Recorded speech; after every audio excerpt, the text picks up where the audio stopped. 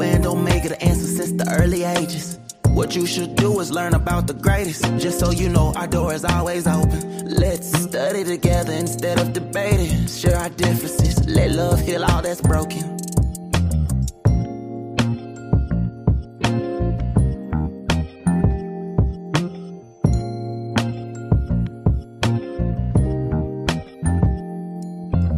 If you need truth, this is the place for you. No need to complicate it, it's best to keep it basic.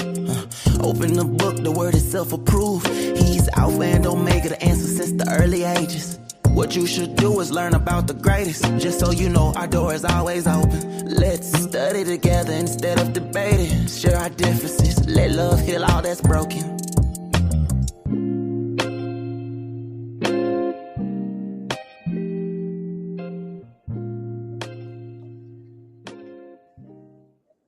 And shalom aleichem to each and every one of you. So glad to have you with us today. It is an honor and a joy for me to be here with you guys. And I'm hoping that you guys have the same thing going on for you. I know it's your hump day. Everybody's got your hump Wednesday hump day, as it were. Those of you who are just coming into your Wednesday, some of you are going out of your Wednesday, depending on where you are around the globe. And we are so honored to have so many loyal and faithful listeners and viewers of this The Proceeding Word. My name is Apostle V.W. Jones Sr. I am literally honored to be here with you today and to discuss some of the things that we have to controversially or take on a appropriate way to deal with, even when it doesn't seem like everybody wants to talk about it. Well, today we represent truth, and we hope that truth will prevail in all that we hear, all that we think, all that we say, and all that we hope to do. Well, let's get started today. Our topic today is really interesting because it talks about quite a bit of what we have to deal with and do.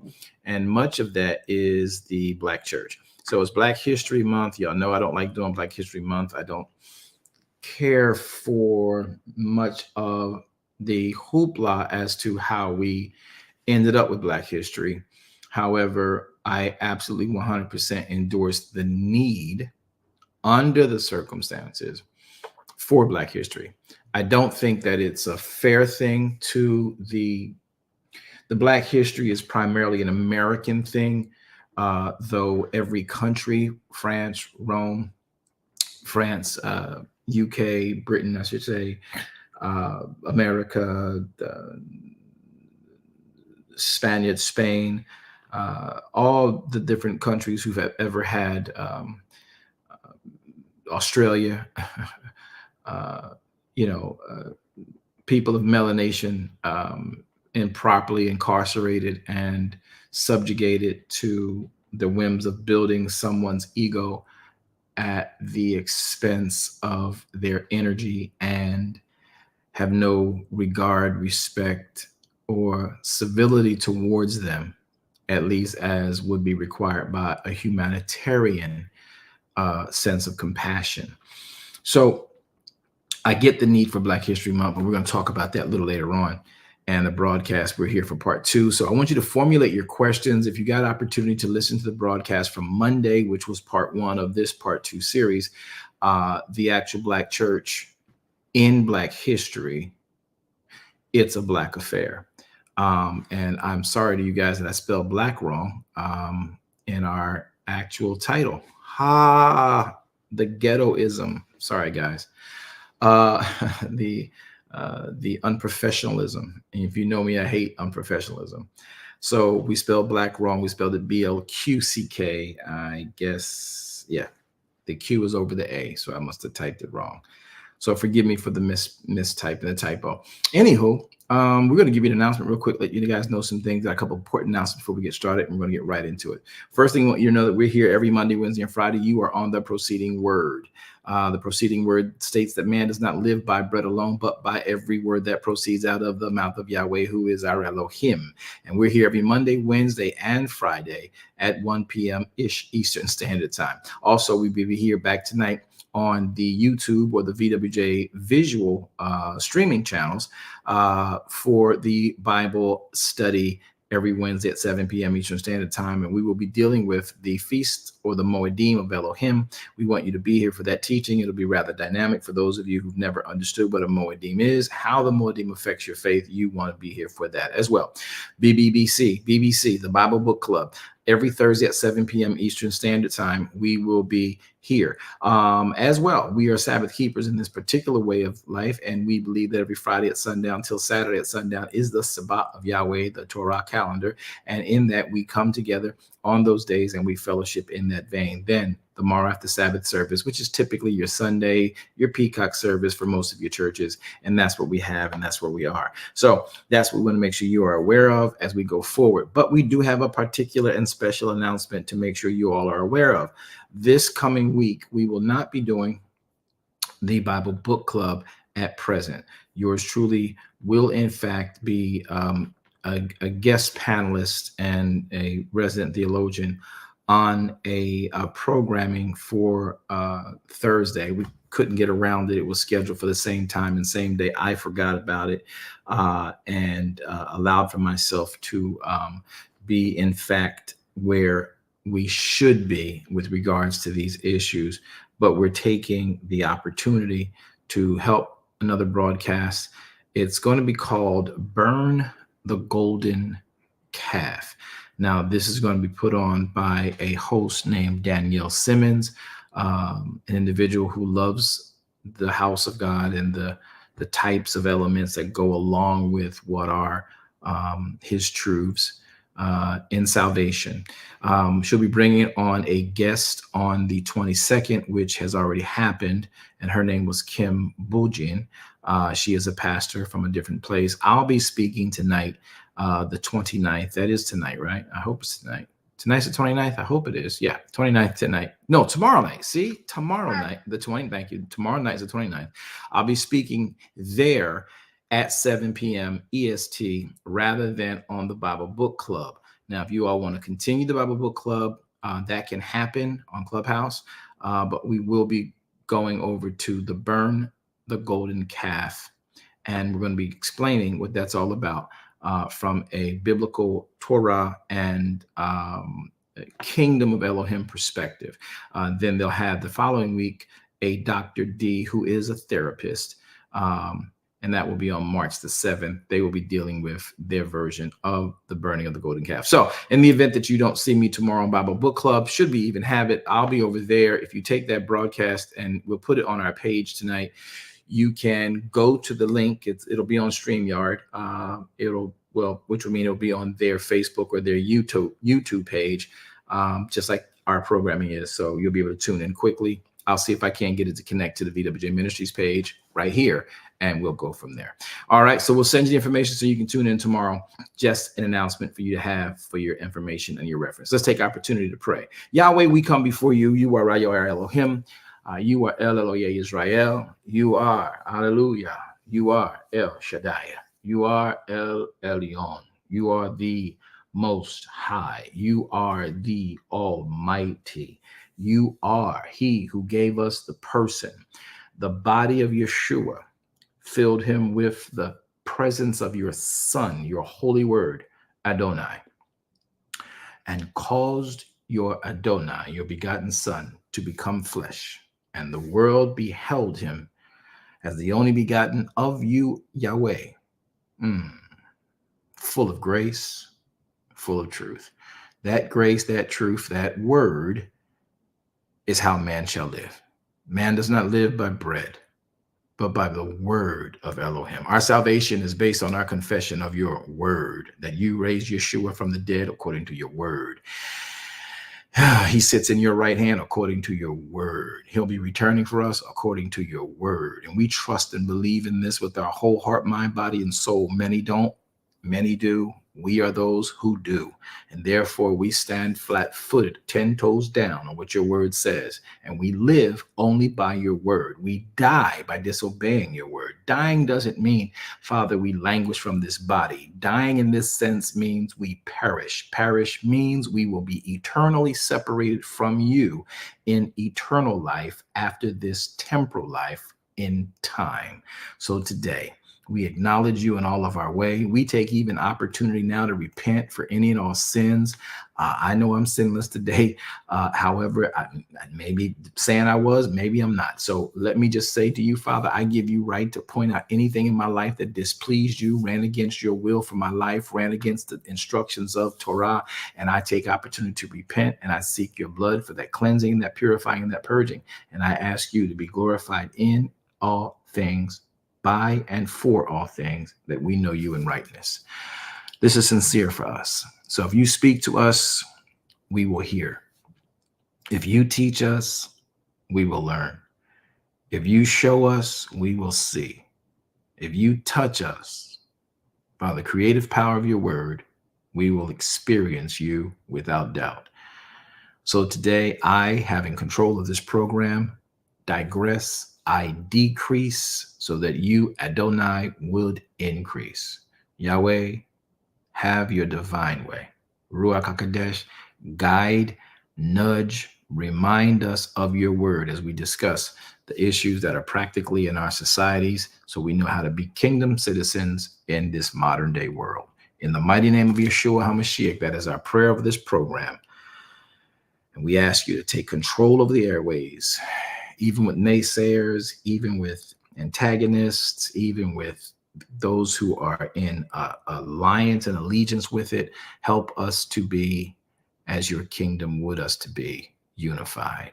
So you teach us, and we'll all get together. In the name of Yeshua HaMashiach, amen. All right, everybody, we had been talking about, in fact, the Proceeding Words broadcast part 2 about the Black church in what is known as America's Black history. And the truth is, it is a Black affair. Now, why do I say those things that way? Because it's a significant piece. Now, those of you coming in on our YouTubes and our Facebooks, we want you to hit the heart sign, hit the like sign. We're going to ask you to, in fact, subscribe to YouTube. We're going to ask you, in fact, to like the page on Facebook, then like the broadcast, then comment in the broadcast. We're asking you for that support because we really do need it. We ask you to be supportive of that today, as we've asked in times past. And if you want to be able to support this ministry, well, that's how you do it. Real simple, real sweet. We don't ask for much. We just want a couple keystrokes from you, and the rest will be done. Keep your money. We don't want that. We just want to make sure we can all learn how we should operate in this kingdom of Elohim's as citizens for him. Now, the proceeding word today is dealing with part 2 of the Black church in the American issue of Black History Month. At the end of the day, it's just a Black affair. The reason that I say this with the intentions that I use are because the church of the Bible is not racial. There is to be no heaven where Black people, white people, Latino people, Chinese people, Israeli people are separated in the presence of Elohim. So the theory of the History Month has to be, one, properly explained and debunked for the unnecessary dialogue it creates. The church of Elohim, the kingdom of Elohim, has all colors within it. If you happen to be, as we would say, classified in our science world, Mongoloid, Caucasoid, or Negroid, those are the complexions in general. Salvation is in the heart, and all are Elohim's children. Now, many seem to think that they're the only ones who are Elohim's children, but it's not true. Elohim created us all. He loved us first, and he would, Elohim would, none perish, but all come to repentance. So all that he created from the beginning of time, he wants back with him when your time is up and over. So the heaven, the church of heaven, the house of Elohim has no reference to prejudice of race, social status, economic status, political status. It is about people honoring Elohim, living unto him. Now, because of the tree of the knowledge of good and evil, and Adam's disobedience to Elohim's very simple instruction, we now have these divisions: social economic status, education status, race, class, all of those types of things. But I want us to put ourselves in what we would consider to be an appropriate scenario and pay attention to what Yahweh really cares for us to see and know about his way, his will, and his word. Now, it's interesting because the Black church, as we like to call it, is inextricably connected to Black history. So as I gave you in part one, a little bit of history about the church, understand that the tabernacle of the Bible in both Moshe's day, that tabernacle, by request of David, was changed and permitted to be changed into a temple by David's son Solomon. By the time Yeshua showed up, the temple is a glorified, man-augmented version of the tabernacle Yahweh gave Moshe. And that church, the temple of Yeshua's day, the tabernacle of Moshe's day, is not the church you and I operate. It's not.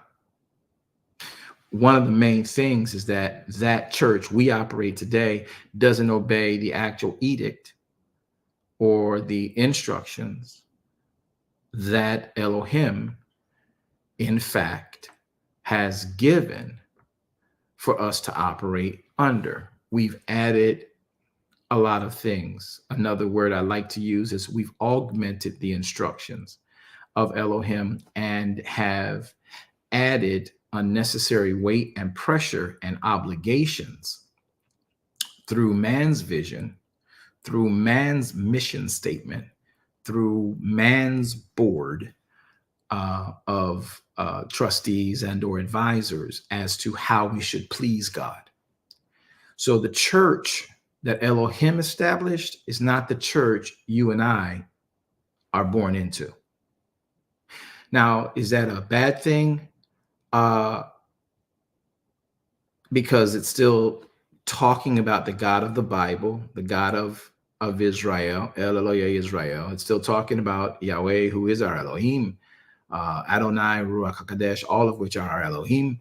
So it speaks about Elohim. It speaks about the plan of salvation Elohim constructed by giving us Yeshua, some of you call him Jesus, and placing his begotten son, Adonai, into the body of Yeshua, causing him to take that body to the cross, bleed out for us to have redemption of sin, rise again for us to have hope of redemption, and now sitting in the Father's hand, making intercession for us.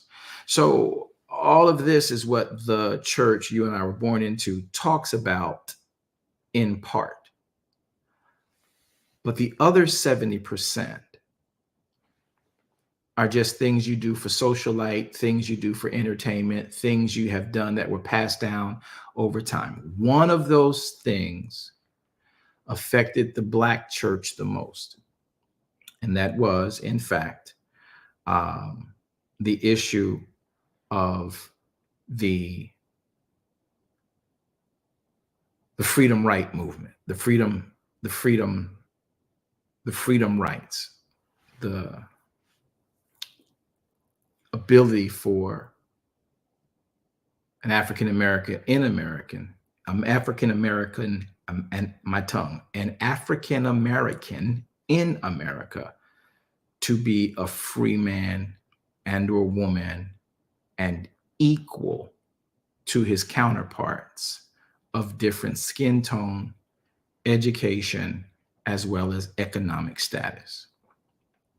So the fight for freedom and the activists that went forward in that, as I explained to you, had to use the disguise of the Black church to get those people who were trying to fight for their freedom safely to communicate about the strategy for said offensive. Now, once those oppressing that group of people got wind of the conversations in a place the oppressor used to say was okay for them to go to, just make sure you made it back to work the next day, because the oppressor thought that the place was helping them to cope with the ills of their time and pray to God for aid. And that was sufficient for the oppressors, but the oppressed got wise and used that as cover. So, as you know, historically, in a real quick snapshot, go back to Monday's teaching on preceding word to get the history full better, or just research it yourself. The oppressors found out that that was happening, and they then began to dismantle those churches by bombing them, burning them, hanging their pastors, hanging their leaders, shooting them, blockading them. Many churches were bombed, many churches were burned, many churches were citizens of those churches were beaten because they would gather and they not told their oppressors and slave owners that they were also having a secondary meeting about their freedom. All right. So this is a part of the Black history in America. It is probably the greatest vehicle used to advance this component of Black history for the Black African ADOS American. ADOS is African descendant of slave. And so the vehicle of the church in that time was used very effectively. Now, here is where the problem comes in for us today, and we have to be careful where we hang or rest our laurels as it relates to Black history. Now, what we need y'all to do, moderators, I'm really gonna need y'all to work with me on this. Never mind, I got it.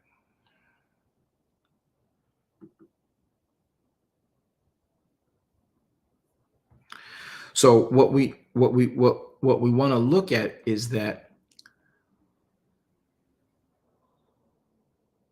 many who have now come behind the activisms of people like Nat Turner, people like Frederick Douglass, people like we can move forward here, Martin Luther King. I don't disrespectfully omit, I won't omit, but there's stages and phases to this. Harriet Tubman, so many others. I really don't have time to name them all, but they are all in my head, honored by me and the work they did for the cause of the American ADOS. All right. And so the church was an appropriate tool, safe tool, and an effective tool until they got found out, right? So we fast forward now to Martin Luther King, who is a Nobel Peace Prize winner, one who was the figurehead. And I said that word, that phrase, he's a figurehead, and ultimately became the icon, one of the icons for the freedom fighters. whether it was the boycotts at Walmart, Woolworth, the boycotts at the restaurants and the sit-ins, Rosa Parks. We know what happened in Jerome Pettis Bridge, the marches for freedom, and of course, ultimately him making it to the White House lawn and speaking on the lawn, the dream, the speech you all have quoted, the "I have a dream" speech, which goes deeper than the shallow way we're presenting it. So the African American, the Black church became the Black church because it was the most effective way of getting Black people galvanized around a conversation over their freedom. And it gave them a safe place to speak out, whereas usually under their plantation or augmented plantation owner, new slavery, mechanism, to actually feel comfortable to speak about it. Now, what has to be understood better is that the actual Black church, as the history goes, makes the statement that on Sunday mornings we go to church with our white and Latino, Catholic and Wesleyan, Lutheran and Episcopalian, counterparts, and we are still separate. Though the Bible teaches us we're equal, those who control the finances and the GDP and the basic government of our particular country tell us it is not, we're not equal. So the Black audience has a big problem, and they have to get this communicated. Now, when you follow the history in an elementary way, rather than all the political issues today, you understand that the Black church started hanging out at the church. The Black members of the Black churches started hanging out at the Black churches because they were rallying. So as long as the church, in the eyes of their counterparts, was still seen as a safe place and a preferred place per the counterparts, per the oppressors, to go and pray to your God about what's happening and get over it. Now, what becomes interesting to me, and most of us have to pay attention to, is that in the double work going on under the steeple of the Black church was an activist, an activism for freedom, and then there was, first and foremost, a conversation about Jesus the Christ, Yeshua HaMashiach, however you want to call it, right? Salvation.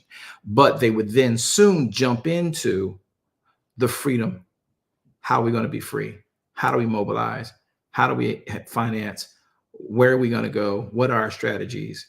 And those boards would create visions. Those visions would create missions. Those missions would then create what you and I have in this history of Black History Month, in part, the movement for civil rights.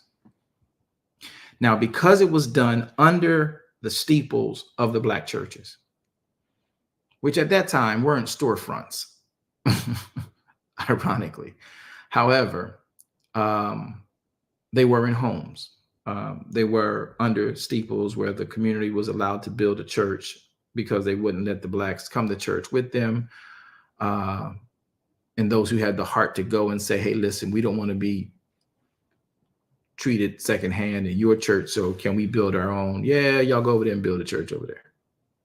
As long as y'all going to church, I'm cool. They preferred them to go to church before they preferred them to go to the juke joint or the bar. That's what the oppressors did. That's what you need to understand. So the safety of that place was paramount in becoming a effective vehicle for communicating the civil rights movement, even as slow as it developed. So why are we talking about the Black church in Black history and saying at the end of the day, it created a Black affair? Because when the Black church was pulling double duty as the message of salvation and then the message of freedom. Let me say it again. The Black church for a very long time, particularly in the 1900s, was dealing with the message of salvation and then the separate message of carnal freedom, secular freedom. Two messages. Both of them were being preached, one of them secretly from the pulpit, the other one openly, as the reason, under the auspice, as it were, for this is the auspice for why the church is open: salvation, Yeshua, little baby Jesus, Mary had a little lamb, fleece was white as snow. That's why the church technically had, in fact, existed. So now you find that they began to embrace and understand that we got to keep this cover. So that part, many say, why are you taking so long to get your point, man? Get on my nerve. You talk so slow. Yep, because I want you to get it. And if you got to go, bye-bye. Check the reviews. Come back to the archives later. But I'm not going to rush this. That's typically our problem within the Black church. So the Black church was pulling double duty, preaching one message of salvation and then a hidden message of freedom, civil freedom, spiritual salvation, which should have came with civil freedom, but they had to preach in secret civil freedom. Double work under the same roof. Now, your counterpart church didn't have that problem. They just came in and talked about what they knew about Jesus, Moses, and then they went on home and, that was it. We were trying to get something done.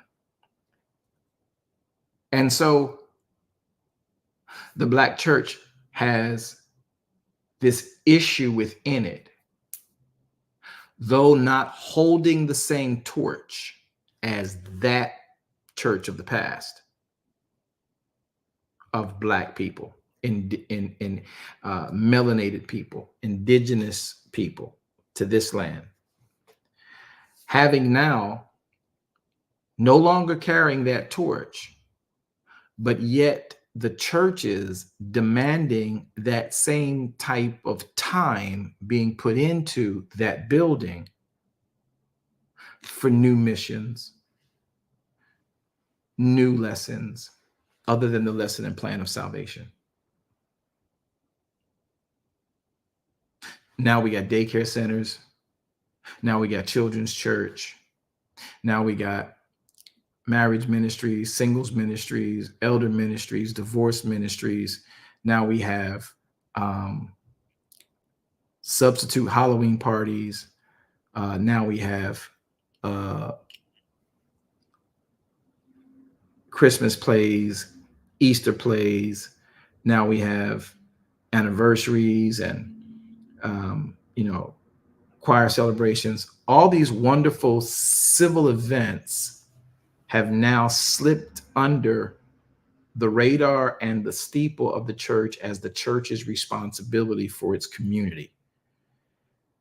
And quite frankly, the church and reason for gathering at a building, brick and mortar or not, in the name of Elohim, that was never what they did. So the church of Moshe, the church in Yeshua's day, that wasn't what they did. They came together only for the feast of Yahweh. That was 9 times in a year. So the actual churches under the biblical, the Torah, the Tanakh, and the Brit Hadessa, they never went to church as a mass weekly.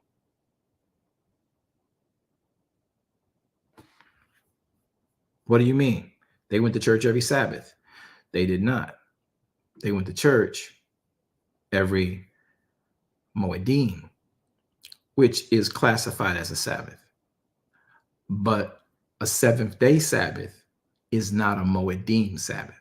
A Moedim Sabbath is an actual holy convocation, which has been adopted as a phraseology within Christendom. So your church has a holy convocation in July, and y'all all go to Great Adventures, Carney, Coney Island,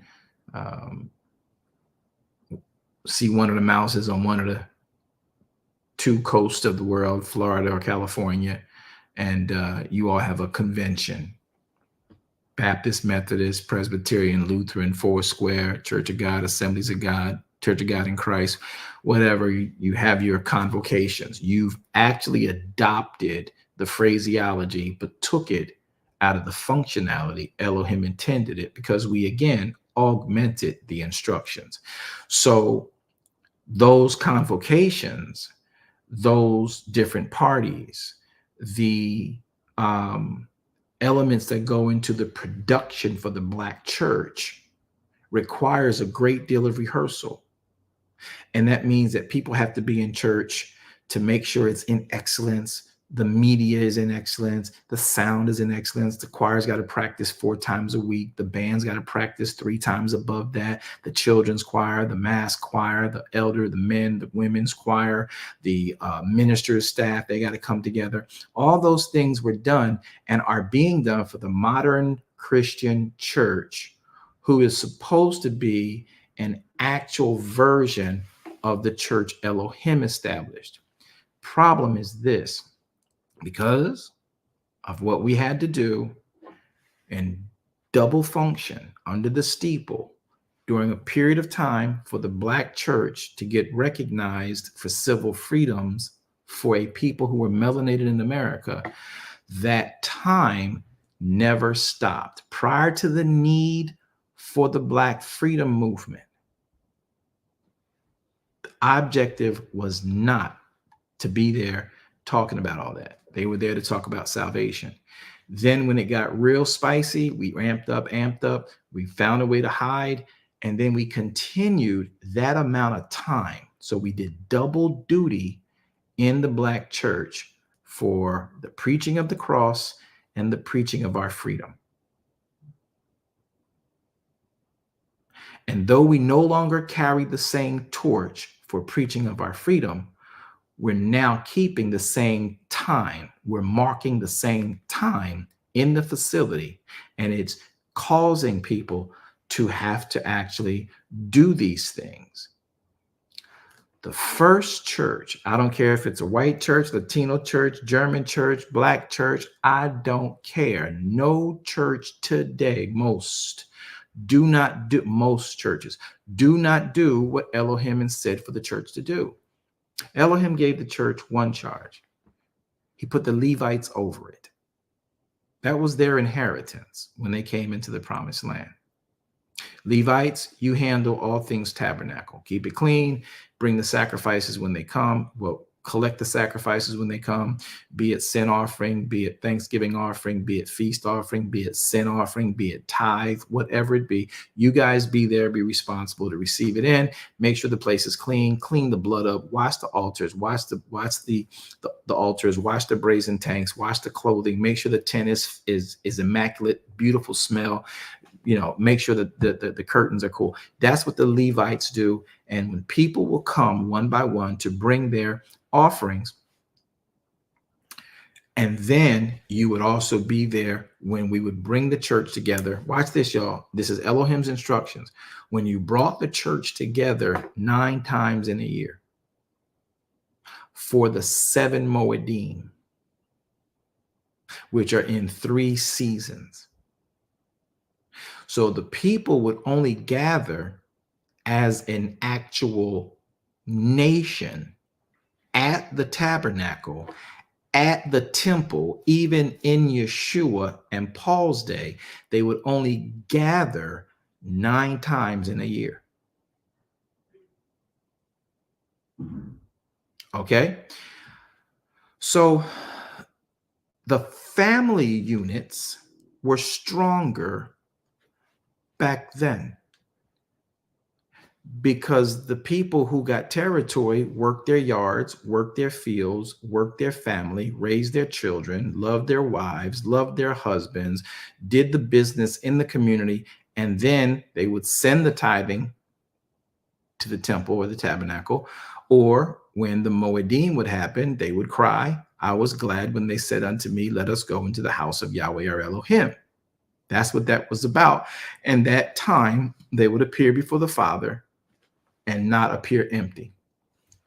Only 9 days did they ever go to church in the church Elohim built. In 365 days. Now, they went to church 9 times in a year. We go to church 9 times in a week.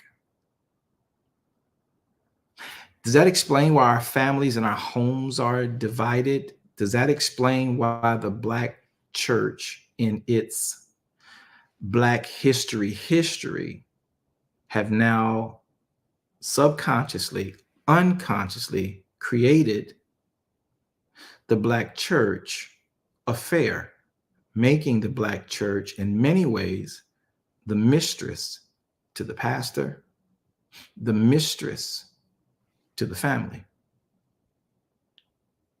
And the family that it's supposed to be supporting and edifying is not getting what it needs at home because we now are in a position that we're doing more work without a real torch. And we've not realized the Black church is no longer fighting for freedom.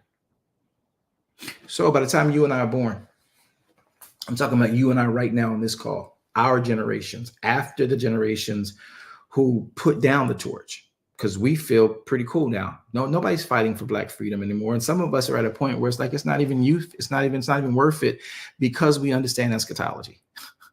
But you know what? You got to occupy until he comes, right? So as we occupy until he comes, if something's wrong, we speak about it rightly, in an appropriate way, because you can still get mollywopped if you are melanated in America as a 3/5 of a person. And don't ever forget that in America. And so you're still being gunned down in the streets by law enforcement. You're still being gunned down in the street by the ignorance of your own people because of the propaganda pushed into our neighborhoods, because of the contraband sold on purpose in our neighborhoods, and the amount of I can't say prohibition, but alcohol, which is put at a disproportionately higher rate in our neighborhoods than any other neighborhoods. The disproportionate amount of fried food restaurants that are on our block in our neighborhoods. You see, the Black church is no longer addressing the freedom so we can have a civil way of life.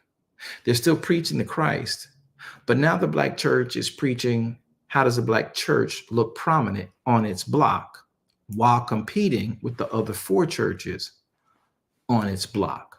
So now the people are taking a different kind of double duty because they're preaching Jesus, but now they're preaching the church's itinerary of how we remain relevant.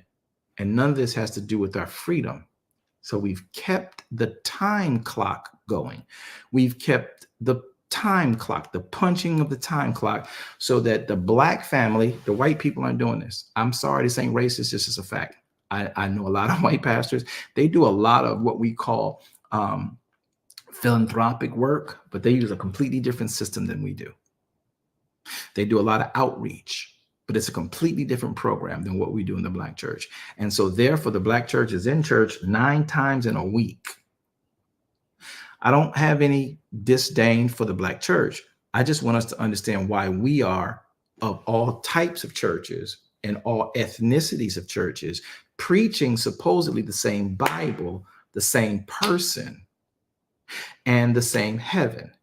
Why is it that we are still in such a we are in such a more desecrated state, more deteriorated state than our counterparts who in fact are still in charge? Well, it's because of who's in charge. Right. But why don't we steal something from their playbook, since you're trying to steal everything else? And that is, we do way too much in Black Christendom. We are at church every day. The church is open. I know because I've ran a few. I mean, like a few. Paid the salaries for everybody who's there 9 to 5, because now it's become a job for them. Remembering that in the time of our Savior, as well as in the time of Moshe, the very first church of Elohim's sanction, only the Levites did the work of the temple, and the families stayed with their families based on the words coming out of the tabernacle.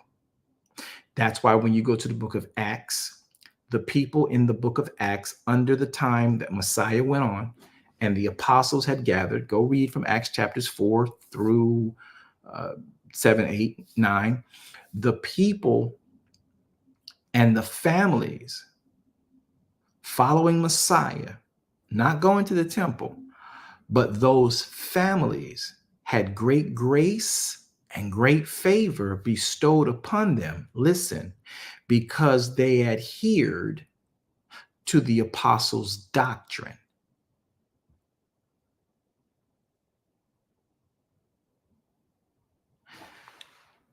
Now, the apostles gathered under a tree in the cities, and the people knew where to find the apostles who couldn't go to the temple because they were Yeshua worshipers and the temple would kill you. But they gathered under a tree and they were there studying the word every day. The people didn't come by to do different things.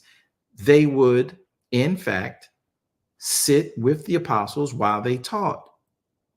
But they only went to the times of gathering as a mass every Moedim.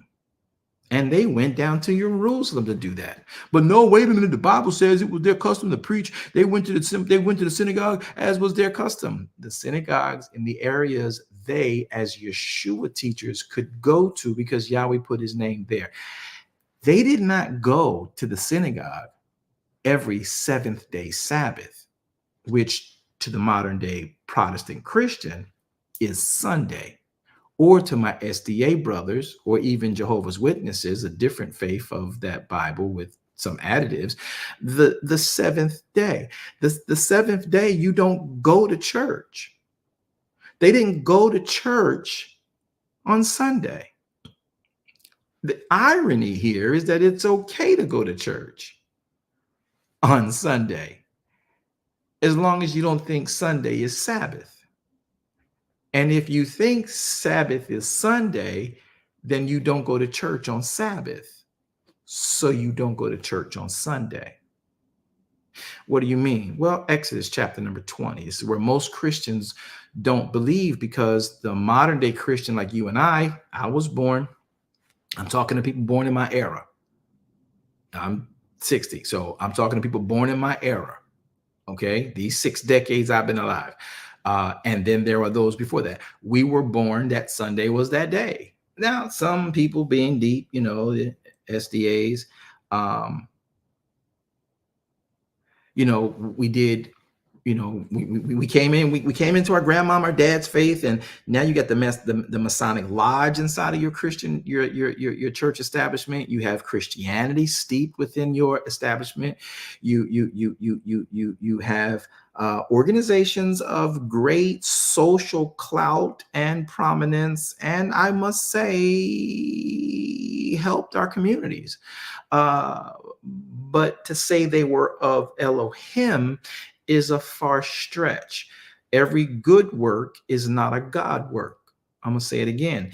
Every good work organization is not a God-sanctioned organization. I just need y'all to understand that. So I'm not making dispersions, casting dispersions, or trying to desecrate any good works people have done. But just so you know, the way to hell is paved with good works and good intentions. Just because you did it good, don't mean you did God. Now, so the actual church only came together 9 times in a year. So the Black church today has like this really weird problem no one wants to pay attention to. We're doing double time. We're doing double work in the church. Our Caucasian partners, they don't do double time in the church, not like we do.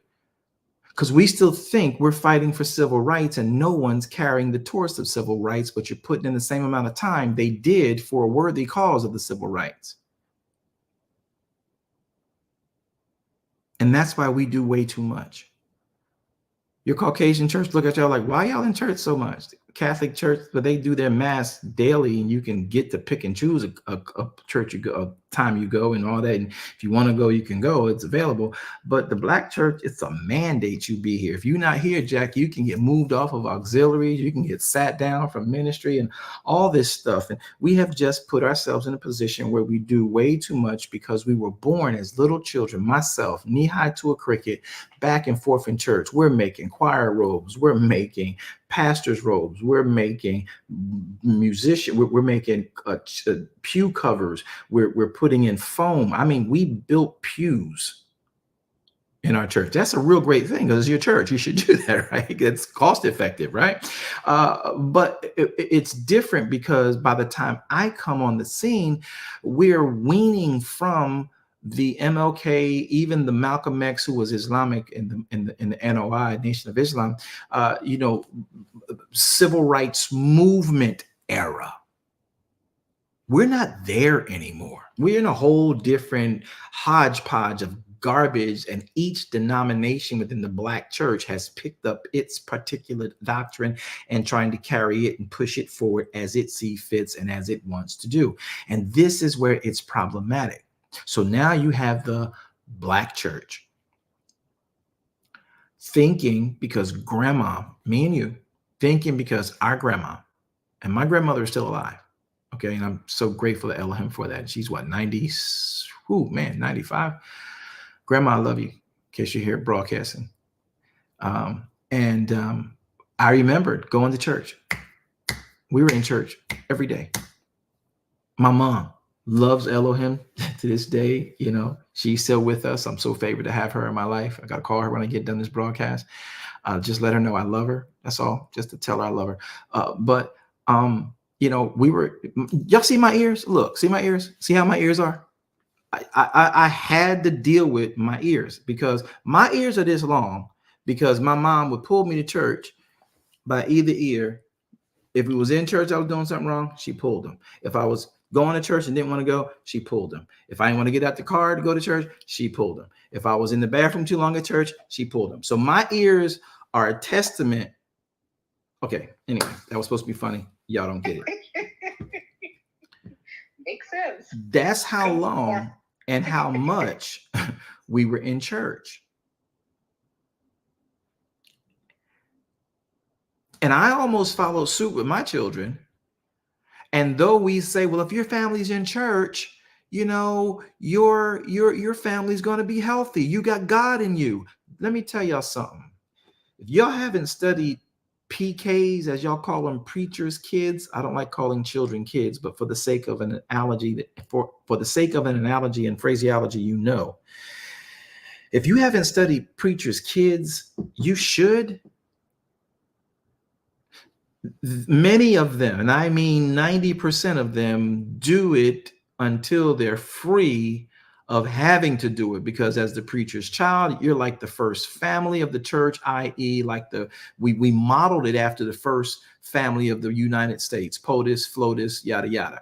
And so you're supposed to be in the camera. You're supposed to be at the affair. You're supposed to be at the funeral. You're supposed to be at the wedding. You're supposed to be at the christening. You're supposed to be at the repast. You're supposed to be at the wake. You're supposed to be in the pulpit. You're supposed to be at everywhere your dad, your mom, whoever the pastor is, whatever your parenthood is, whatever your deaconhood is, you're supposed to be there because you don't rule your house well. How can you rule the house of God? We're not going to go too deep into that. Just know that's the concept. That was the construct. That was the actual template.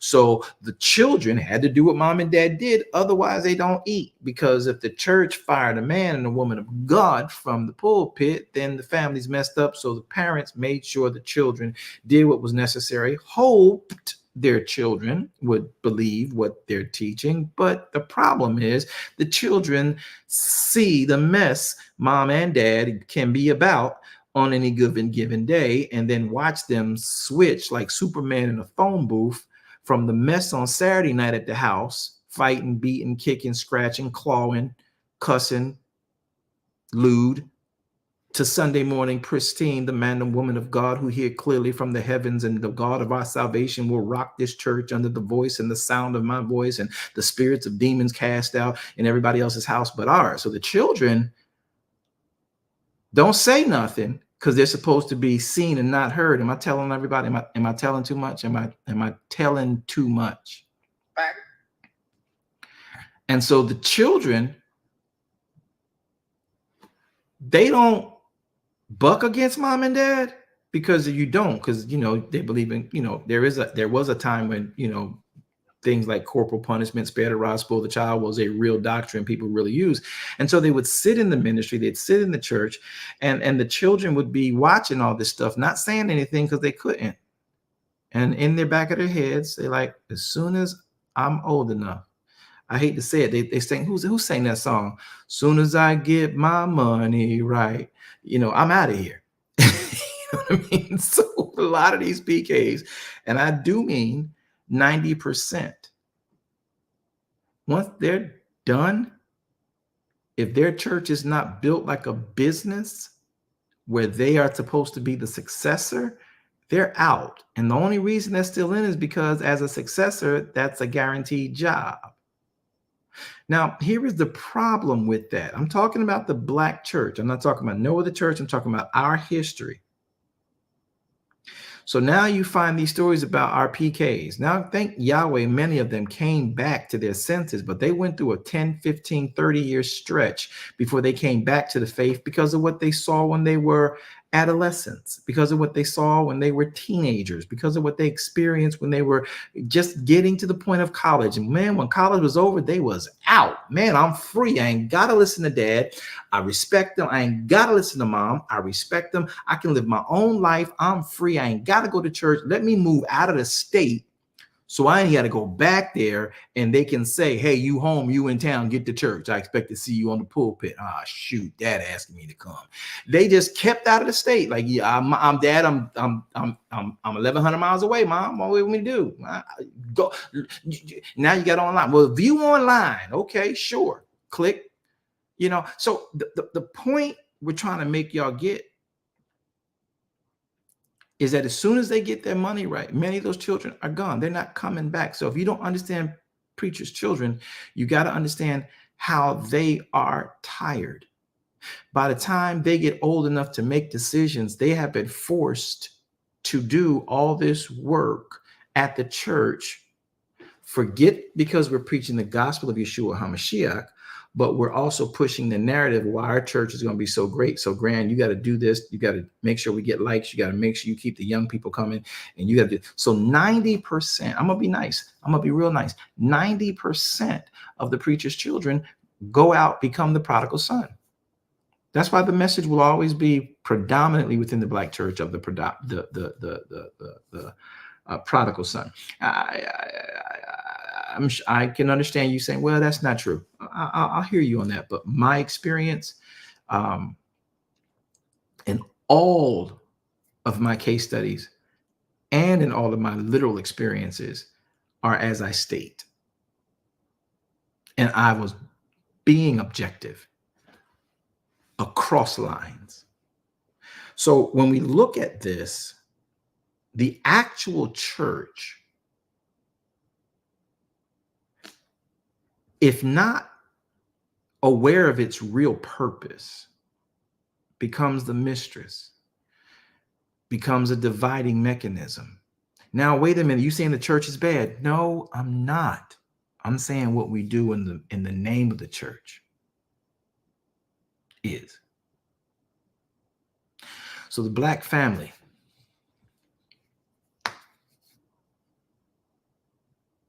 divided. And the church has its part that they got to own.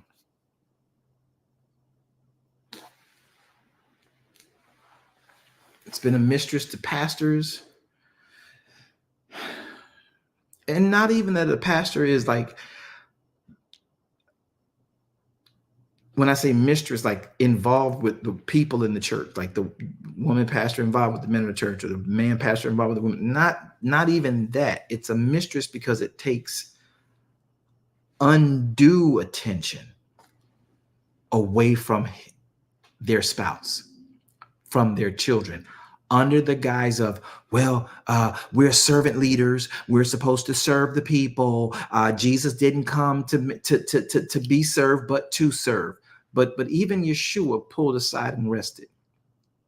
Even Yeshua only went to church on the Sabbath of the Moedim. He did not go to church on the seventh day. Well, the New Testament says he was in the synagogue preaching. Now go back and read 3 verses up and read 3 verses down, that passage you just read, and you will see every time he was noted in a synagogue, it was during a Moedim. It wasn't a seventh day. They didn't go to church all this time. I am not telling you not to go to church, because the Bible says, Hebrews chapter 10, verse 25, forsake not the assembling of yourselves together as the manner of some is. And God wants us in church. If you don't go to church, how you going to know God? How they going to be saved? If they don't get preached to, how they going to get preached to? If they don't get sent, I know God. Shut up. Sit down. Stop. Just sit down. Read something. So when you read Hebrews 10, not just verse 25, you'll realize all throughout chapter 10, he's talking about the Moedim. He broke down Pesach, he broke down Shavuot, he broke down Sukkah. Oh, you know why this is a problem in the Black church and the white church of Christendom today? This one's without color. This is based on doctrine. Is because Christendom at large, forget Black church, has told you not to read the Torah. The Tanakh and the Torah are in your Bible. So the Torah, the first 5 books, you only read that when you only read that when you want to know about maybe Abraham or maybe Israel coming out of Egypt, right? You want to preach about, I'm free at my bondage, because in this set of Egyptians, you going to see no more. Okay. But you were told, don't worry about Leviticus. Don't worry about Deuteronomy. Those are cute stories. Just pick little pieces out to show you have some historical backdrop and you have some level of historicity. Don't read that stuff. Oh, read the Psalms, of course. Read the Proverbs, because those are just wisdom. That's abstract wisdom. And then the Psalms are great prayers. Or if we were smart, we could make them SONGSs rather than just leaving them as PSALMS. So at the end of the day, the Psalms are songs and prayers. That actually got answered. So we will read the Psalms, we will read the Proverbs, and then we like to talk about the prophets. But we're told only read that stuff, because you had Jesus. Jesus died on the cross. Yeshua's dead on the cross. That's all we need. We got Yeshua. Yeshua died on the cross. Everything is Gucci. Everything is fine. Everything is in him. And we ain't got nothing to worry about. So that other stuff, that was for the Jews. The Old Testament was not for any Jews. Now, did the Jews develop from the reports we have of Israel disobeying the Torah, dividing the nation of Israel into 2 parts? The northern kingdom, the Samaritans, the southern kingdom, Judea. So the Samaritans became the lost tribes of Israel, and Judah became Jewry, the Jews, Judaism, a complete separation of the state of Israel. Samaria became really weird because they started just doing whatever they wanted. Judea stuck to the Torah, but felt they could make it make better sense and convenienced it the way they wanted and made that a polluted narrative and poor set of instructions. Now you got two separate religions. And then you got Christianity developed out of Judaism. And they don't like each other. We have to get back to what church did Elohim build? Was it a black church? No. Was it about black history? No. So why is the black church so problematically divided within its own communities? Why are there so many churches outside of my front door? If we all serve the same God. Now, the reason I'm bringing this to bear with the black church in black history,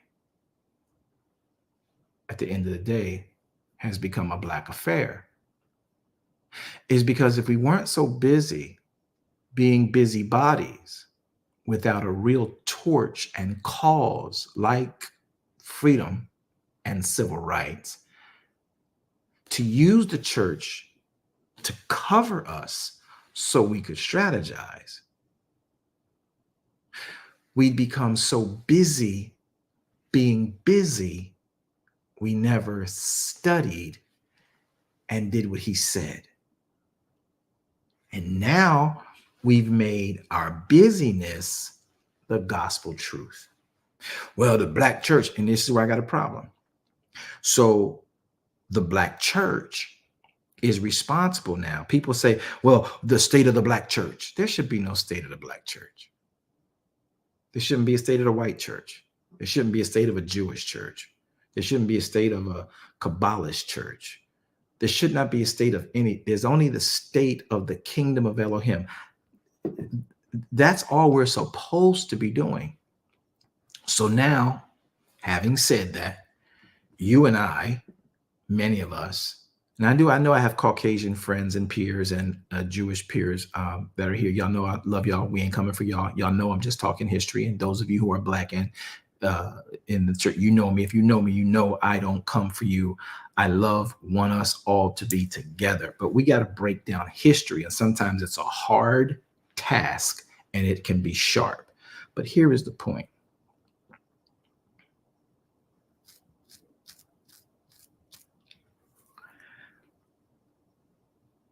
If the black church says one more time, well, the state of the black church got to do better. The black church got to be there to pay the bills for the black community. The black church got to do. Okay, well, first off, the white church, the Jewish church, the Orthodox church, the Roman Catholic church, none of the churches are doing that. The people of the church got together outside of the church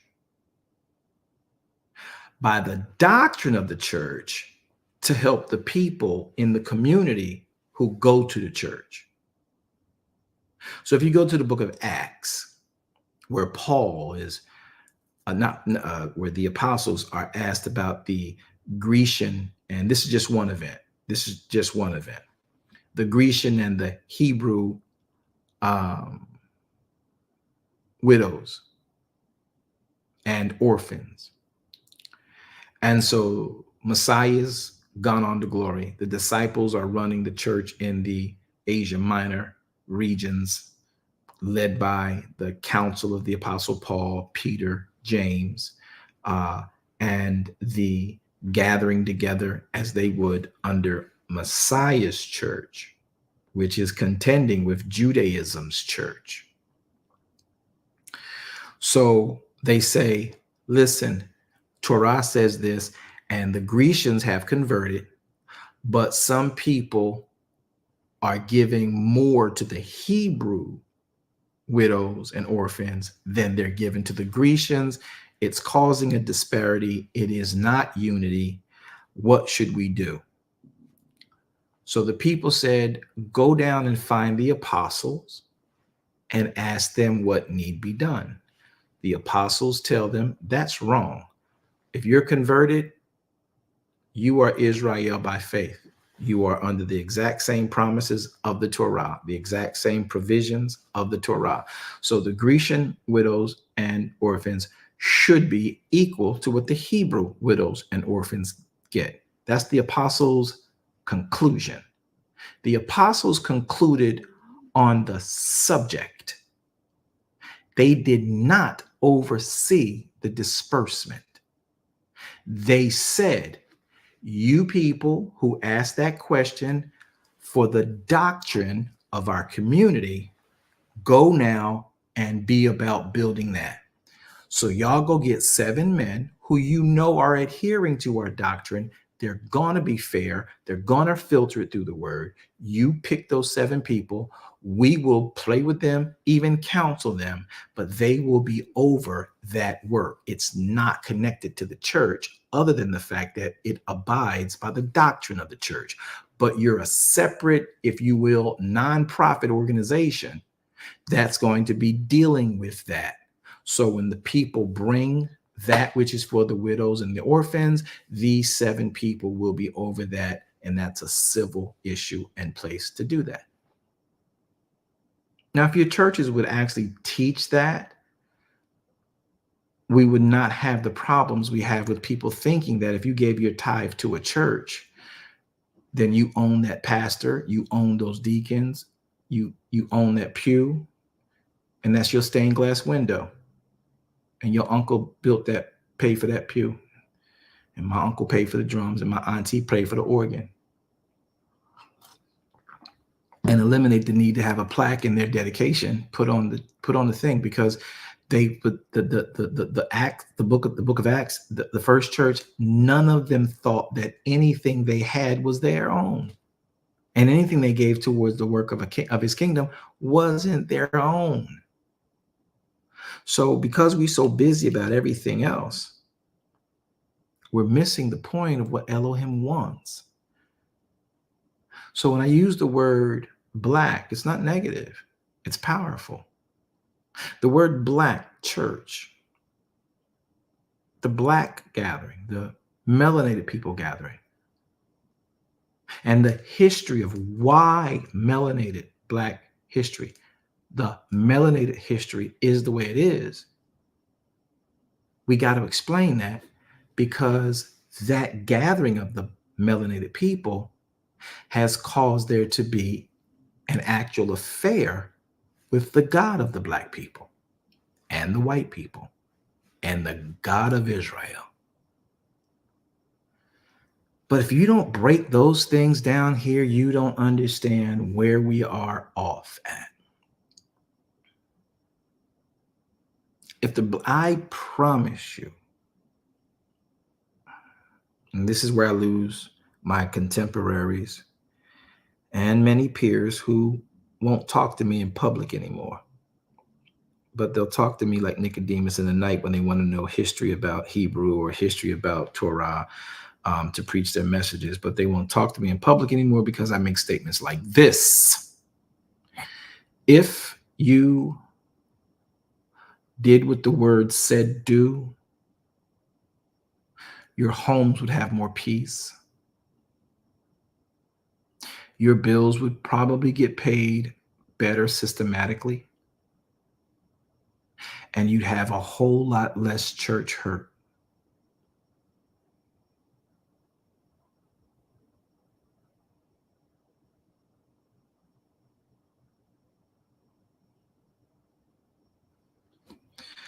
More wives would be happy at their husband's home. More husband would be happy at their pastor's wives' home. More family children. You'd have less PKs. You know why?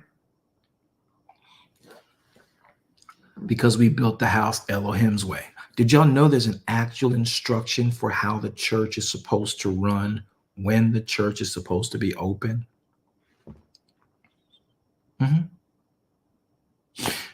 See, if you ever read the story about John the Baptist in its totality, you would understand that John's dad and mom were Levites. And they had an actual schedule to work at the church, to work at the temple. So nobody got overworked. I know when I managed and pastored brick and mortar churches,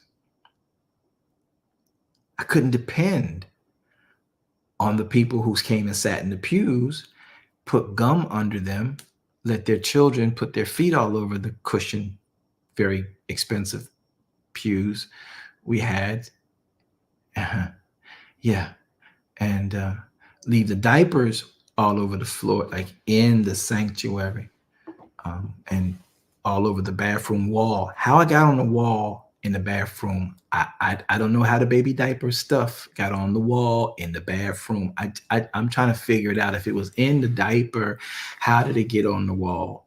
And how did they spell hello? I don't understand. These things are too deep for me. I need discernment to understand that stuff. And so I don't, but the people who were there at the church gathering for whatever event and whatever arena, whatever place we had utilized, they only 10% of the people I could depend on to clean up, prepare, set in excellence, put in order. And they worked to the bone. But everybody else just came in, sat down, and did their thing. So if we would, in fact, understand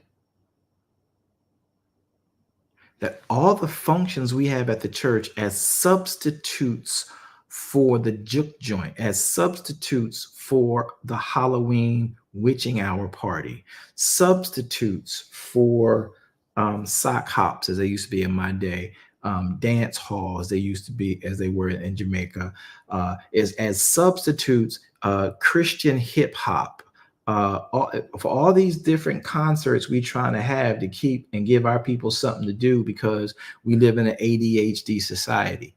I can't keep my attention span long enough to say hello twice. Society. If we get to the point where we can have our families resting at home more often, instead of, you know what, can I be honest with y'all? Can I say this, and then I'm gonna stop talking, because y'all gonna talk to me for the last 15 minutes. Yes, please. Thank you. Do y'all realize that when the church, and I want to touch somebody. Now, I know y'all in and out the door here, but I want y'all to think about this. And if you've ever been a pastor, you ever been a part of ministry, you ever been ordained in a deacon, you ever been in a ministerial group or whatever, I've set all these things in play. Okay. Come up in it, structure them in many churches. But let me ask y'all a question. Is there a big problem with Black families in particular? I mean, it's all families now, but Black families in particular gathering at what we would deem an appropriate time for dinner as a family. I know in society in general has sort of kind of jammed that up, messed it up, particularly in the big urban communities, even in the suburban communities. But I want to make sure that we're answering this question rightly. Be real, be serious, be sincere. Don't be deep. Don't look to fight. I'm not trying to brainwash you, but think about it, because I have.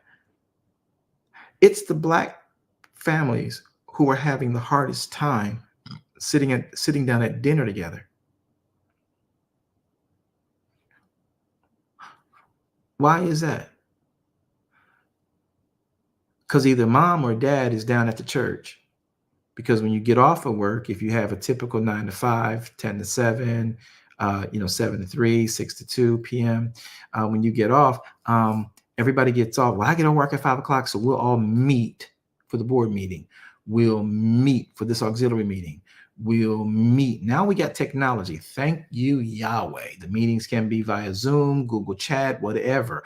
But back when, you could not get everybody around the kitchen table. And most of the time, 70% of the time, it was because some faction of the family had to be at the church down the street. Let that sink in.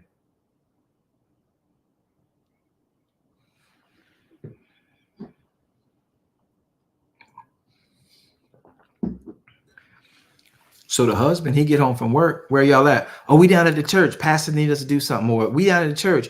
The auxiliary leader we need to do this. We got this event coming up. All right. Well, yeah, I put your food in the microwave. Did you? Or you got to pick something up on the way in. Really? That's what we doing? And that goes for husband and wife. This ain't just a wife thing, like a wife home, because now you got mom dads, right? You got house dads, right? You got dads who take care of the home, right? But at the end of the day, what I'm trying to get y'all to understand is that if we would do ministry the way the writ that we don't read says to do it, we would have a very tight home life. And our children would not be out seeking affirmations from people who are not their authorities for life. So I do have to, as an African descendant of slaves in these United States of America, i.e. African American, have to indict, amongst other things, but predominantly the misuse of our faith as one of the biggest dividers of our families.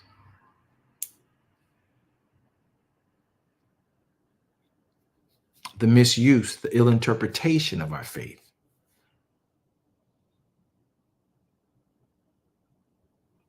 You had people, listen, I had my whole family in the back of a little Honda Civic station wagon. It's 1972 Burgundy. That thing ran until the year 2000, okay? And it ran well.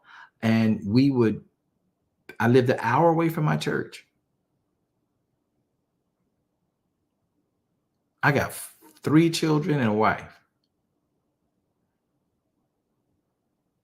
And I had to get out of work, pick them up, have a change of clothes. Thank God I had a little hatchback. Put a change of clothes in the back. My wife went to church dressed professional, went to work dressed professional. She still needed to change up and freshen up, right? My children were in school, so we had to get them straight so they get their homework done on the ride, doing homework on the ride.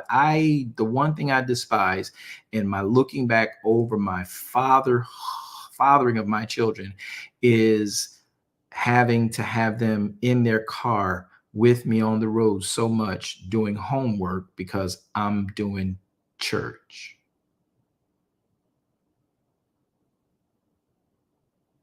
But if they get bad grades, I'm the first one up their neck.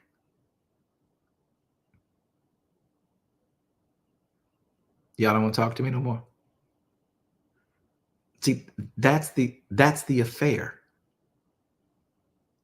Elohim doesn't want to be the mistress to your family.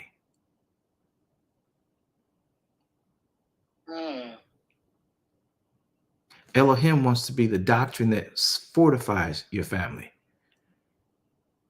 Obey them that have rule over you. You in school, obey the professors. Do what they say do. Get it done. You signed up for it. Get the discipline handled. Understand what they want for you. You'll use it. He'll give you wisdom on how to use it later.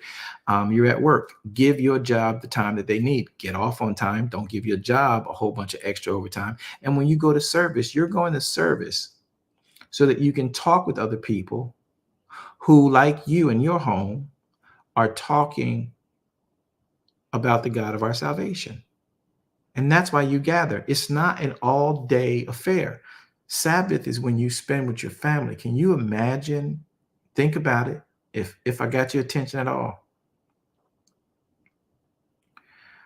what would your life have been like if you and your children right now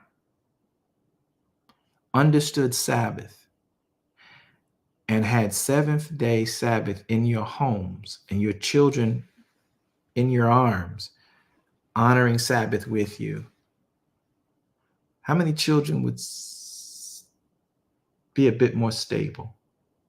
Yes. If we had done it Elohim's way. Now, we did it the church way, thinking the church way was Elohim's way, but the church would not read Elohim's word. We read Jesus. And since Jesus seemed to be floating all over the place, he seemed nomadic like Moshe. We just thought it was a nomadic thing. No, on Sabbath, they stayed home.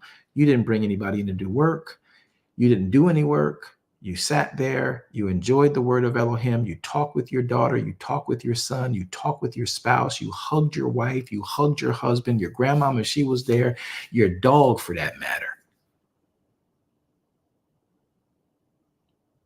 How tight would, see, on Sabbath, you get a chance, if there's a problem, something going on, the husband can break down and maybe cry in front of his children, cry in front of his wife, so they know it's okay for a man that powerful to have a moment that emotional without losing his mind.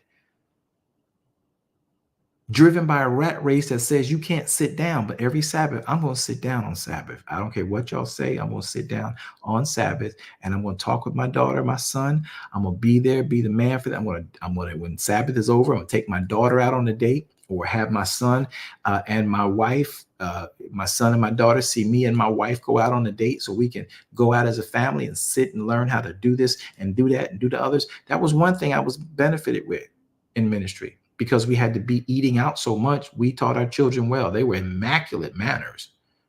But I despise the fact that in hindsight, I had them sitting in those, granted, we had luxury vehicles that we bought, not the church.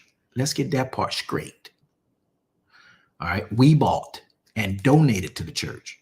Let's get that part straight. And so I bought the vehicles and I buy them with space in them, because I knew my children will be having to carry around the minivan, the SUV, the sedan. So they have space in the back to do what they needed to do and not interrupt with the other. And they'd have a little place they could have dinner. We stopped by, tomato, what's the place called? Whatever, fast. If we have to get fast food, they can eat and they're comfortable and they can do their homework. Now, did we compensate? Yes. But should that have been the case? No. I'm running around here doing all this stuff for church people who ain't even with us now. Oh, y'all didn't think I was going to say that part?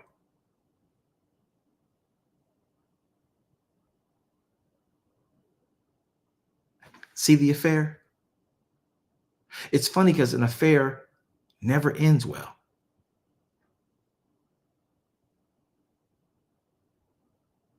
Y'all really not going to talk to me? Okay.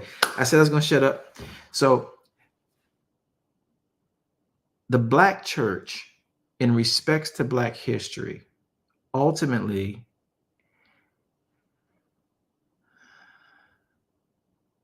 creates the Black affair, meaning it leaves us in the dark about what Elohim really wants, because we, in this construct, are still busy about religion and not about the relationship with him.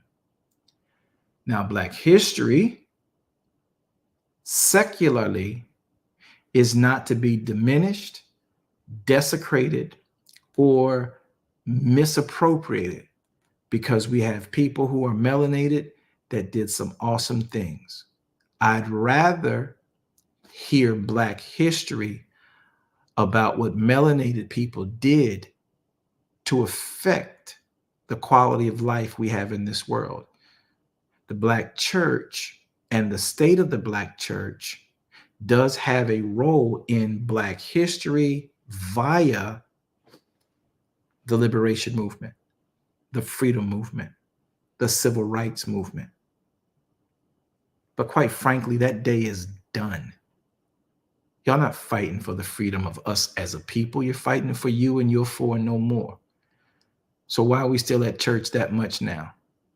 Fighting for the position of your church on the block, your position of your church in the mayor's office, your position of the church in your alderman's view and eyes, and what voting block you can be a part of and what power you can present Are you an economic force in your neighborhood, in your city? We got it twisted. And we're making it worse each day because we're not doing it Elohim's way. Are you supposed to be an economic power under a commonwealth? That's Torah. Absolutely. But just because your church can go out and get a loan because you have literally leveraged the W-2s and W-4s and 1099s of your members against a banknote debt to buy a building to look impressive, i.e. fake it till you make it, hope the same people's 1099s, 10 W-2s are going to be still in your church in 2 years to help pay when this balloon note comes due. I know too much about this, y'all. I'm sorry. So if we would let Elohim build the church instead of us thinking if we build it, they'll come, that's a baseball movie. We took it and adopted it within the church. If you build the building, they'll come. Yeah, because people are nosy. But don't think they're coming because they want that to be their life story. If you can keep it interesting, if you can keep them entertained, they'll be there. But there's no loyalty to the purpose.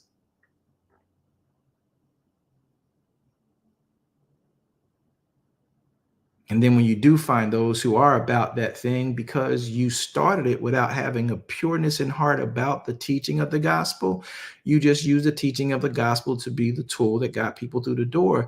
You didn't even really mean it.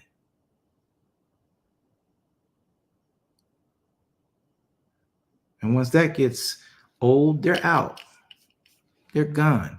And now you got to worry about this building. Now you wonder why 11 to 1,500 churches are shutting down every single solitary month in the United States of America. Y'all heard me. Go look it up. So when people say, well, the black church is supposed to do this in the neighborhood, the black church is supposed to do that in the neighborhood. The only reason we ever had the right to say the black church is supposed to be the prophetic voice in the neighborhood. You shouldn't say the black church. Any church. Now, we do know that there is a dynamic in the United States of America where we have to specifically say the black church because every church ain't looking out for us. And when the ones who do, it's a line item on their taxes so that they can say that we supported an outreach ministry. Do you know how many big white churches? Listen to me tell you truth. Do you know how many big non-black churches have a write-off section on their budget for outreach ministries to the Black Baptist church down the block, to the Black Methodist church up the street, to the storefront church over here? Not all, but I give you 50%, and that's a low number because they look at your church as outreach. Oh, y'all didn't know that part about y'all didn't know that? Okay.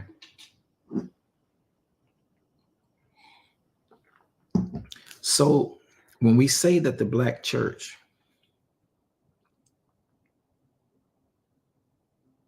has a responsibility, I'll say this and challenge you all.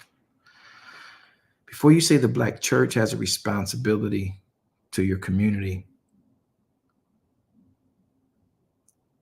it would be better said that you have a responsibility as a believer in Yeshua HaMashiach and the finished work of Calvary to your community. And whether they come from your church, the Church of God in Christ, or your cousin church down the block, Church of the Temple under the sun by the tree with the white ring around it, Incorporated, or whether it's, the Baptist church or the Methodist church, whoever is supposed to know Messiah in your neighborhood, in your community, you stand up for his rightness and you join with anyone bringing that righteousness to bear in the community you share. We might do well to get off of the narrative of the Black church, because it appears that the Black church will never be unified. Why? Because Christendom in general will never be unified until Messiah returns. And all those divisions, all those sections, all those SECTSs, all those sects of Christendom, well, only the ones who have pure hearts within them will be gathered with the Father. The rest will be noted as working iniquity, and they will be told to depart. So your churches all have someone, some people in them searching for truth, wanting truth, pressing through, trying to do what's right. And it may be limited based on the doctrines being taught. But believe me, beloved, it's not the Black church's responsibility to get the Black people out of trouble. The Black church has to own up for the trouble it's fostered. Now, I want to be very clear. If we did not have the Black church, then that which Martin Luther King and people like Malcolm X and Medgar Evers and many, many, many others, Sojourner Truth, all those slave movements, the freedoms that went on for those decades, very essential, very effective, very beneficial. But we're not doing that anymore. But you're still spending the same amount of time in those churches, just diverted the attention from helping slaves, helping movements, helping authors, helping speakers, to now helping something far less worthy. And that's the church's vainglory. Y'all know I don't hold my tongue, but I also don't come after anyone. So please, respectfully, if you got a comment or you'd like to share, this is that opportunity to do that. Now we're at the end of Black History Month, which I would prefer didn't have to be said, but I understand that we have to have the Black history because many people try to act like it does not have a bearing. Because I don't see a White History Month. I think the first time I heard that and it made me sit back and think, I think it was,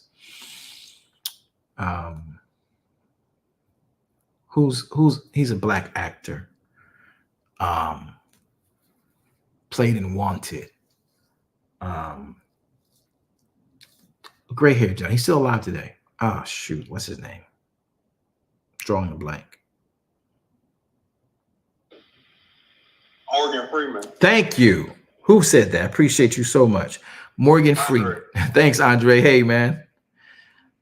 Morgan Freeman. He's like, and people were upset with him initially because Morgan he's controversial about God and spirits and all that stuff, right? That's fine. But he made it very clear. He's like, is there a White History Month? Is there a Russian History Month? In America, they only became a Latin History Month because it was a Black History Month, because that's a competition that just will never stop between the Blacks and the Latinos. Ridiculous. Why does it have to be a Black History Month? I want to be like his philosophy on this. I don't agree with everything, but this makes a great deal of sense to me. I always had, long before. I'm like, oh, we got Black History Month, Martin Luther King birthday. Celebrate Martin Luther King for Americans. And you know our struggle. If you don't know our struggle, mind your business. If you do know our struggle, get on board, stand on business. But when it comes to having to celebrate the month like we were given some great thing, we went overboard with accepting it and receiving it. And though I do believe we should, because of the circumstances, celebrate it, don't be so naive to think that that's still not the biggest slap in your face as a melanated African descendant of slaves in these United States of America, whose melanated people are the bedrock for so many copyrights for discoveries of science that move the world. And you relegate us to a month? Yeah. That part. All right, I'm gonna leave y'all go. I'm gonna be out of here. What's happening? Anybody got a comment or a statement?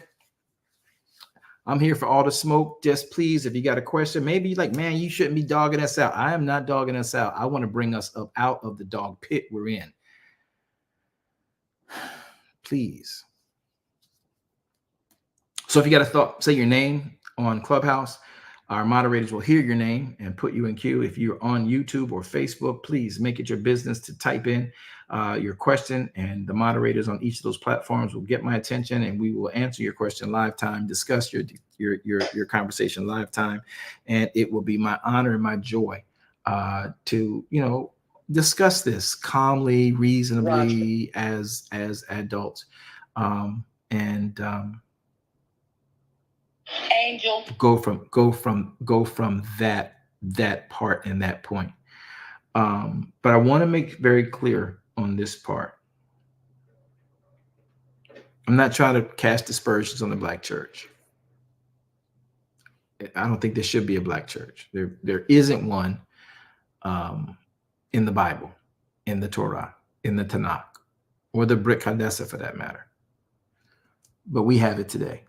And I happen to be of that persuasion. So I got to deal with my environment, right? That's where I'm raised.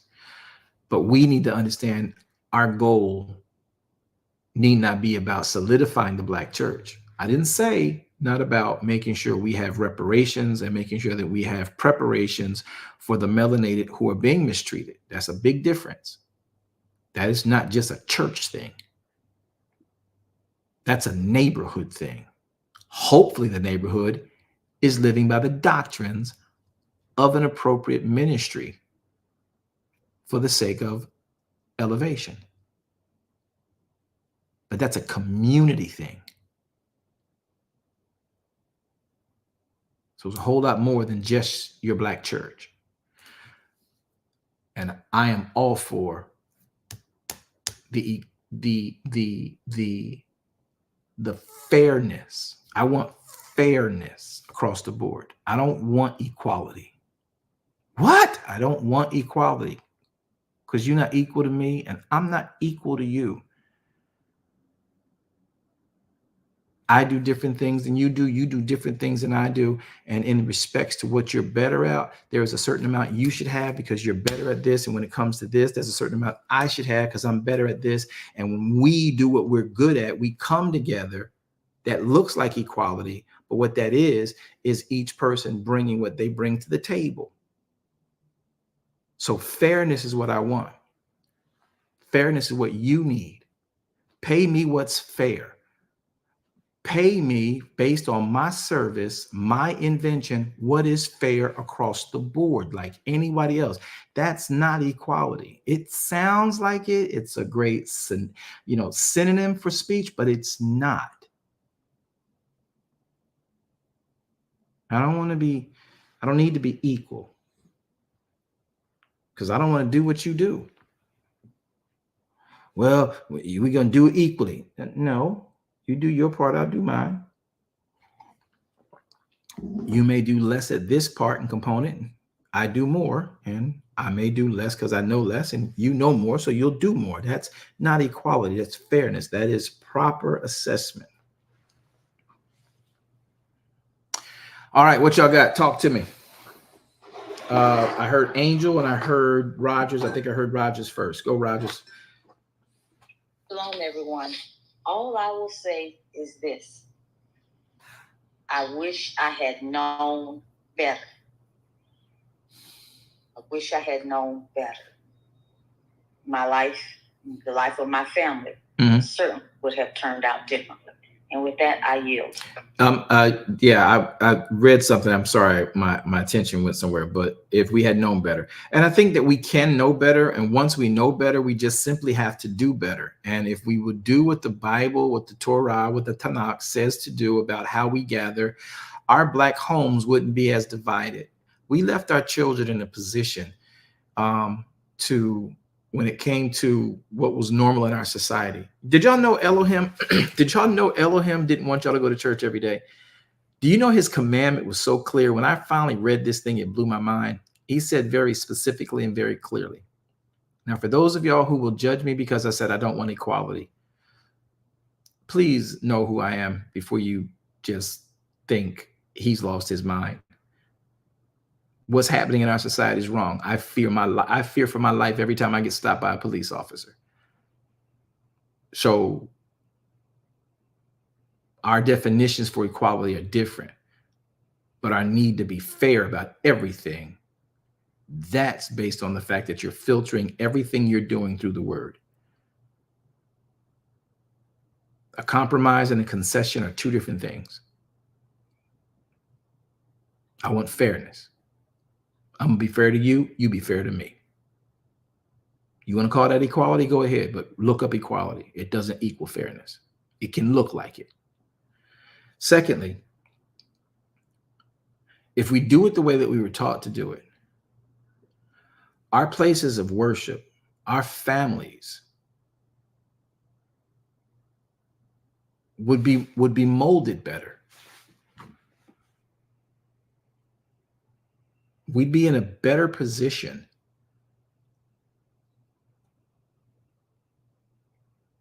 to protect our sons and our daughters.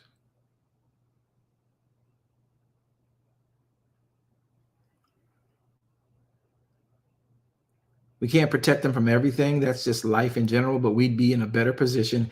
Much of the stuff that I counsel people through, I'm like, that didn't even have to happen. And I can't tell you how many times I sit in a counseling session with certain families going through crisis with their children and how they were treated, whether it's bullying or molestation or whatever it is. I'm like, and you guys were where when this happened? Well, I was over here and they was over there and this was over this and this was over there. And I was like, that didn't even have to happen. And you got to be careful telling them that. You can only hope to bleed it into their lifestyle as time continues on with the healing process. All right. If we know better, we do better. Yeah. Yeah. Elder Rogers, thank you for your share. Angel, who's Angel? Angel? Good afternoon. I went military. I'm sorry, Apostle.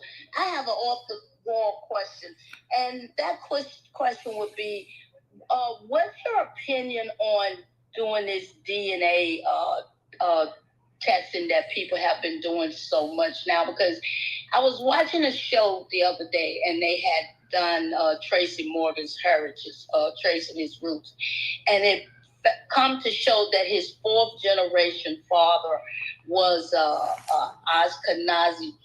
Ashkenazi Jewish heritage.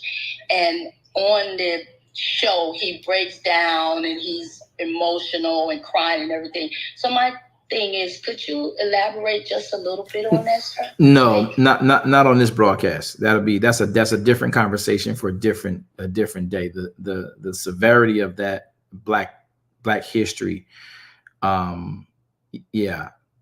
We can talk about that. I can make that a program, Daphne, but it won't be on today's. I can make it a program because related to Black history. That's why I wanted to ask. But yes, I would appreciate it if you do it at a later time. Thank you. Yeah. The two are, like you said, is off base for what we're discussing here today. But I can make that a program. I'll make sure that we do. Elder Page or one of the moderators will send me a text to remind me to do a programming on DNA. I too have gone through that process, so it's something we can talk about it, but it doesn't connect to this here. All right, anybody else real quick before we get done? Well, all right. I hope that you guys have been somewhat edified. I hope you don't think that I am completely off base. And I hope that you would at least take a moment to let it marinate before you judge based on a default we all have. Preconceived knowledge, preconceived understandings, or preconceived ideologies can give us that defensive mechanism. And I do see how many of our viewers have dropped off since I said I don't want equality. I want fairness. Like, I was with you until then, Mr. Apostle Man. Okay, that's cool too. But we want to make sure that you guys catch it. And many of you are at your lunch breaks anyway, if those have been already extended. And we're going to be done with that. I heard a name, a voice. Lindo.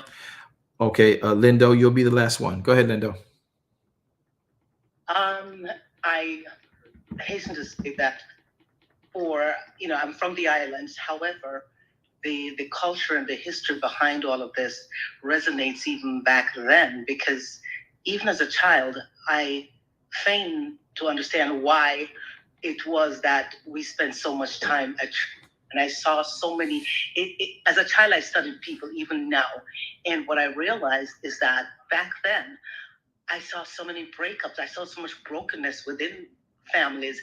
And half the time, those people were tied up in church. And they were so, I don't even know the words to describe it, but it kind of makes me emotional because I saw so much happen and so much takes place. And to hear you speak of this, my God, decades later, that made it connect for me to see what really took place, because I thought, here we are thinking they're doing the right thing. They're celebrating God. They're worshiping. They're doing whatever. But then the church galvanized all their time, and they themselves didn't even know what they were doing. They were broken families, and it still continues today. But here's my question, Apostle.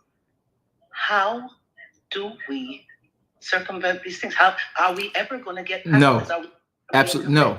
And I'm going to tell y'all this right now, and I'm sad that there's not more people viewing. There's no way around that. The cast has been die. The die has been cast. Pardon me. Facts. This is those who know will come out. That's just like saying, y'all hear me on this. Okay, I do want somebody to respond to me on this. And preferably somebody in theology. Did Elohim blind the eyes of the Jews that put Messiah on the cross?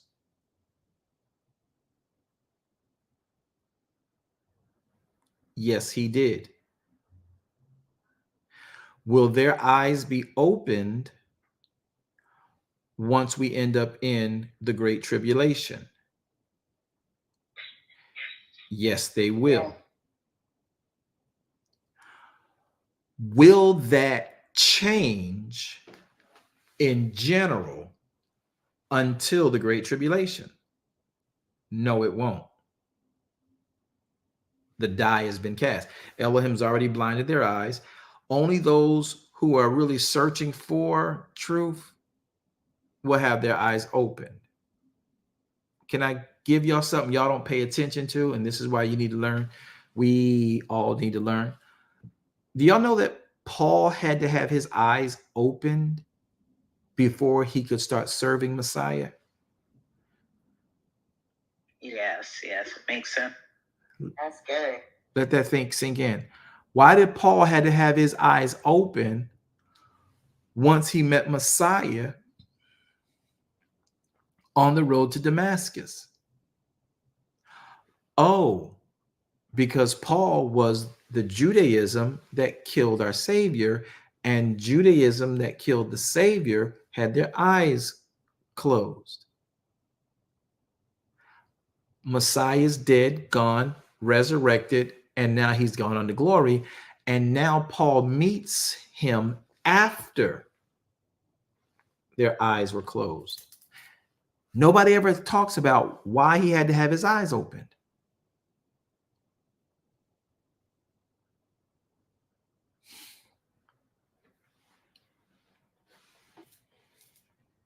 And man, oh man. Nobody within theology wants to tap in on that, and it's cool. I got a Bible study to teach later on today anyway, so go ahead and rest my voice. But understand that the way of this world, if you read Matthew chapters 23 through 27, it's already set. The only people who will be changed are those who want to be changed. The normal course of society, the particular current that we are all going to be working in, ebbing and flowing within, it's already been set. Only people who are really searching for truth at this point are going to be coming out. And those of us who get opportunity to share with those, the only people we're going to be able to really share with are those who are searching for truth. Even if you go and try to do this massive campaign, preaching the gospel to all the people by force, only people who want to know are going to even receive it. Again, doing way too much. The same people who want to receive it, whether you're preaching a bullhorn or you're talking to somebody on the block, playing a basketball game, in a spades game at the family reunion, sitting down on the back porch, having a glass of wine, or walking up the street from the children's ballet program, that really want to know truth are going to be placed in front of those who have that truth. So will we be able to change what we see here? No, that will be the culture. Can we affect people in the culture? Yes, the culture will stay the same. Stop thinking you can change it. You can only change a person wanting to be changed. You can only help a person wanting to be changed. Oh, we can change this. No, you can't. You can aid someone who wants change. Evil already has a construct, and every child born into it ignorantly. So when you say, well, you're saying we can't change nothing? Yeah, everything I know, I pour into everybody who wants to know. I can't pour into somebody who don't want to know. You can't pour something in to a pitcher that has a lid on it. A pitcher can't pour anything into a glass that has a lid on it. It's a wasted pour. Well, you pour anyway. No, you don't. Now, when they remove that lid, hey, I want to learn. Now I can pour. And now they'll put that lid back on it and carry what they got away so that it doesn't spill out. And then when they get into a comfortable place, enjoy what was poured. And guess what? Come back and ask for more. Or at least ask for the recipe to make their own. That's the change you and I in this last days have. You're not going to be able to force colonizing somebody into your doctrine. They got to want it. That's why we changed the ministry's name from what it was at one time, which was CFC, to what you now know as Darash Kingdom Ministries. You're here because you sought for truth.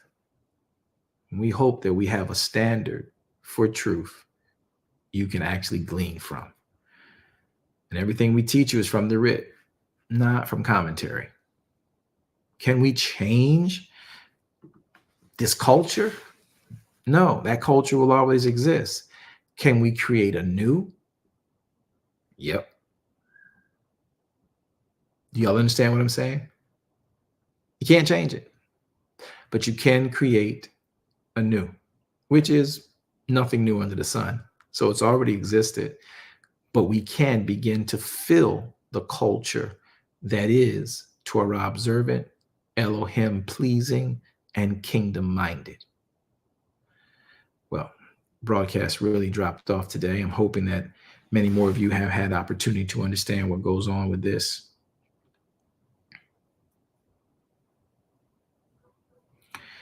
All righty. Okay. So are we all ready? Thank you for your input, Lindo, Rogers, and Angel, Daphne.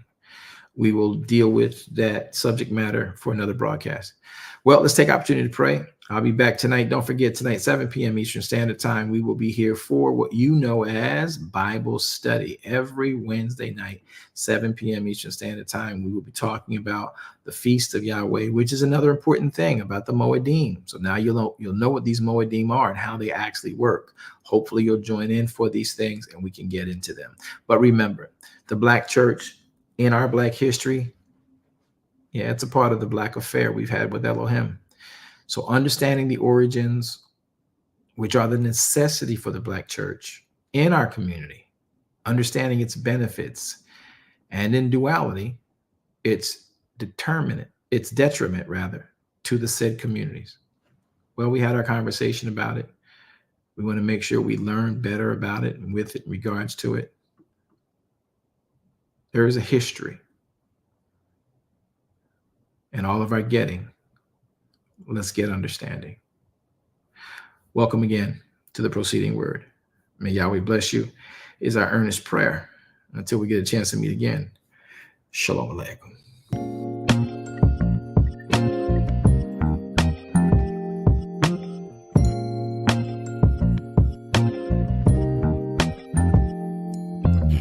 If you need truth, this is the place for you. Don't need to complicate it. It's best to keep it basic. Open the book, the word itself approved. He's Alpha and Omega, the answer since the early ages. What you should do is learn about the greatest. Just so you know, our door is always open. Let's study together instead of debating. Share our differences. Let love heal all that's broken.